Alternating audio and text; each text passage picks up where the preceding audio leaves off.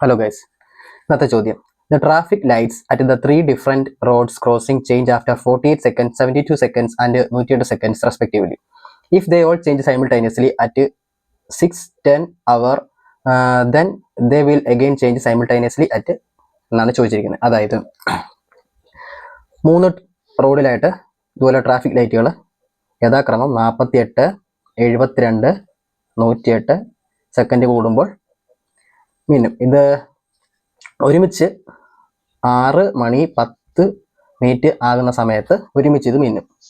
അങ്ങനെയെങ്കിൽ അടുത്തത് മിന്നുന്നത് എപ്പോഴായിരിക്കും എന്നാണ് ചോദിച്ചിരിക്കുന്നത്. ഇതിൻ്റെ LCM എടുക്കുക. LCM എടുക്കുക അറിയാമല്ലോ, 24, 36, 54. ഇതിനെ വീണ്ടും വെട്ടി ചെറുതാക്കുമ്പോൾ 12, 18, 27.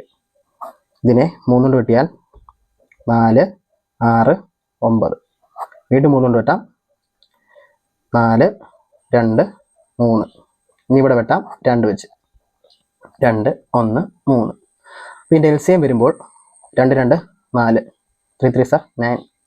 ഈ 2, 2 കൂടെ 4, പിന്നെ ഒരു 3 ഉണ്ട്. അതായത് 4 × 9 × 4 × 3, 4, 16 × 9, 3, 27. അപ്പോൾ ആൻസർ എത്ര? 432. LCM 432 എന്ന് കിട്ടി. ഇതിനെ അവരുടെ അതിനകത്തോട്ട് മാറ്റാനായിട്ട് 432നെ 60 കൊണ്ട് ഡിവൈഡ് ചെയ്യുമ്പോൾ 7.12 എന്ന് ലഭിക്കും. 7 പോയിന്റ് എന്ന് പറയുന്നത് 7 മിനിറ്റും 12 സെക്കൻഡുമാണ്. അതായത് 7 മിനിറ്റും 12 സെക്കൻഡുമാണ്. അതിൻ്റെ കൂടെ കൂട്ടിക്കഴിയുമ്പോൾ അടുത്ത മിന്നാൻ പോകുന്ന സമയം എത്ര ആയിരിക്കും?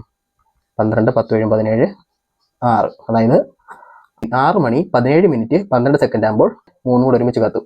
ഓക്കെ.